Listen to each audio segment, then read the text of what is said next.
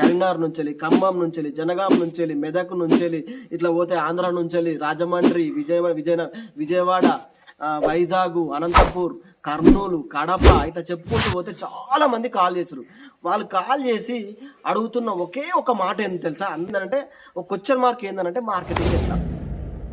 ఇక్కడ మనకు మన చుట్టుపక్కల రాష్ట్రాలే చాలా మట్టుకు తింటాయి. ఈశాన్య రాష్ట్రాలు అయితే ఎక్కువ మొత్తంలో తింటాయి. మనకు తెలిసింది ఏంటంటే ఒక బెంగళూరు ఒకటే తెలుసు. బెంగళూరు పంపిస్తాం అని చెప్పేసి మార్కెట్లో బెంగళూరు ఉంటుంది, బెంగళూరు మార్కెట్ బాగుంటుంది అని చెప్పేసి మాట్లాడతారు.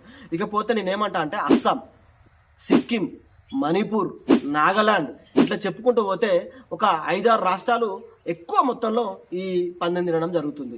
మనం ఏమనుకుంటామంటే మన అందరికీ ఏం తెలుసానంటే మాంసం అంటే చికెను, లేకపోతే మటను, లేకపోతే బీఫ్ అని చెప్పేసి అనుకుంటాం. వీటన్నిటికంటే ఎక్కువ తినేది ఈ పంది మాంసం. ఇది ఒక్కటి గుర్తుపెట్టుకోరు.